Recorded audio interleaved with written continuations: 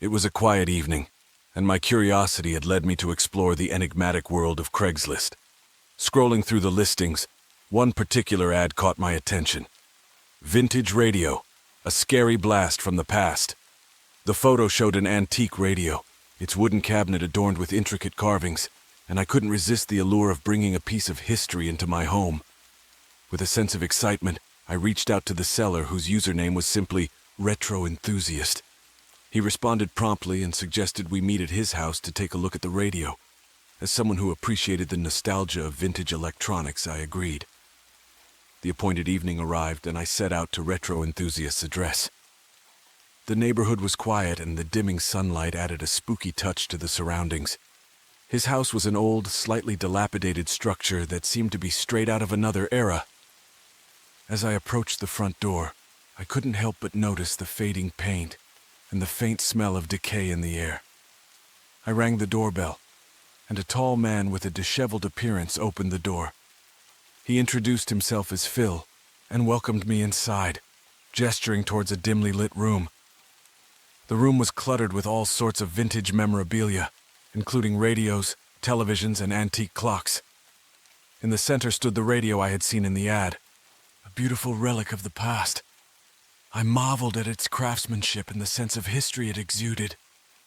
As I examined the radio, Phil's behavior grew increasingly odd. He hovered around me, his eyes fixated on my every move, and I couldn't shake the feeling that something was amiss. I politely asked about the radio's history, hoping to ease the tension. That's when things took a scary turn.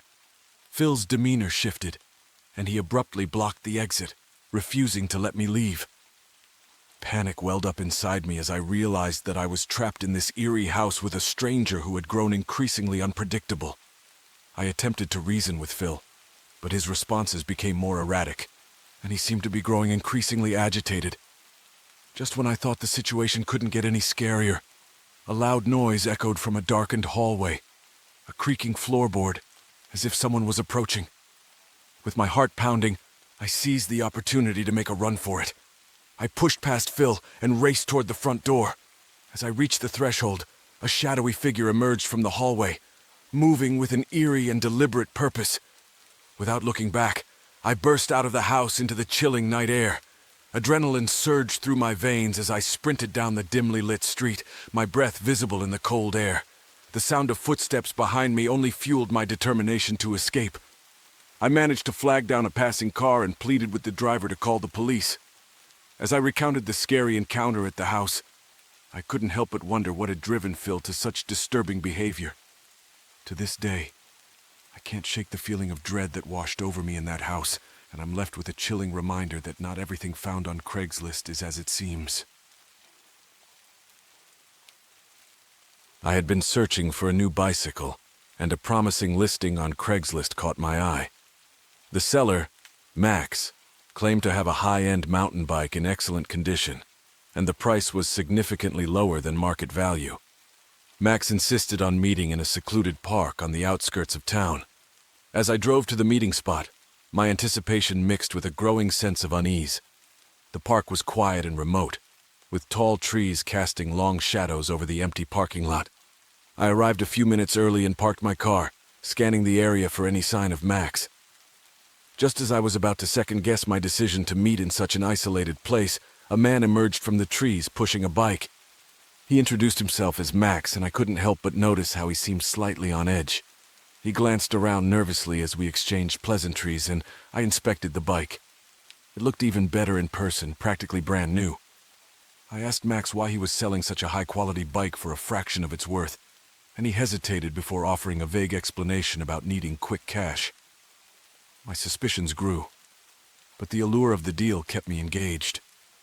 As I handed over the cash and prepared to load the bike into my car, Max's phone rang. He answered it with a hurried tone, and I couldn't help but overhear snippets of a heated conversation. He kept repeating phrases like, "I don't have it yet," and "give me more time." My unease deepened, and I couldn't shake the feeling that something wasn't right. I quickly loaded the bike into my car and made up an excuse to leave, not wanting to be part of whatever Max seemed to be entangled in. I quickly loaded the bike into my car, my hands trembling as I did so. Max's phone continued to buzz insistently, his voice growing more agitated with each passing moment. I made up an excuse to leave, not wanting to be entangled in whatever troubling situation Max seemed to be in. As I pulled away from the secluded park, my mind raced with questions about Max. What had he been involved in? Why had he chosen such an isolated location for our meeting? I'd been searching for a vintage book collection, and an ad on Craigslist caught my attention. The seller, simply identified as Evelyn, claimed to have a treasure trove of rare books, including first editions and signed copies. The price seemed too good to be true. Evelyn insisted on meeting at her remote countryside home. I arrived on a cloudy afternoon, driving along winding, narrow roads that seemed to lead deeper into isolation. Tall trees lined the path, their branches casting eerie shadows on the overgrown vegetation.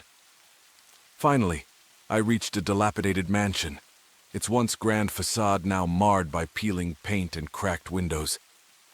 I hesitated at the imposing front door before knocking. The echoes of my own knock sent a shiver down my spine, and I half expected no one to answer. But then, the door creaked open, revealing Evelyn, a frail, elderly woman with wisps of white hair and a crooked smile. She welcomed me inside with an unsettling warmth that seemed at odds with the decrepit surroundings. The interior of the mansion was a labyrinth of dimly lit, cluttered rooms filled with stacks of books and vintage furniture draped in dusty sheets. The air was heavy with the scent of aging paper. I couldn't help but wonder how Evelyn had amassed such a collection in this isolated place. As we made our way deeper into the house, Evelyn regaled me with tales of her late husband, a renowned bibliophile who had amassed these treasures over a lifetime. She spoke in hushed, almost reverent tones, her stories growing more intimate with each room we entered. But something about the situation didn't sit right with me. Evelyn's insistence on showing me every corner of the mansion and her fixation on her late husband's possessions made me increasingly uncomfortable. As we descended into the basement, a room filled with dusty tomes and flickering candlelight, I couldn't shake the feeling that I was being drawn deeper into a web of secrets. The suspense weighed on me as I feigned interest, carefully watching my surroundings. It was then that I noticed a series of old photographs on the wall, each featuring a different visitor who had come for Evelyn's books. The unsettling part was that none of them had returned in the subsequent photos. With my heart pounding, I feigned a sudden headache and made my excuses to leave. Evelyn's demeanor shifted, her crooked smile taking on an unsettling edge. As I rushed back to my car, I couldn't help but wonder about the fate of those who had come before me. Hello, everyone! If you enjoyed this video and found it helpful or entertaining, please consider giving it a thumbs up and subscribing to our channel. Your support motivates us to create more content you'll love. Thanks a million. And if you've just subscribed, please drop a comment saying I subscribed. We'd love to welcome you to our community.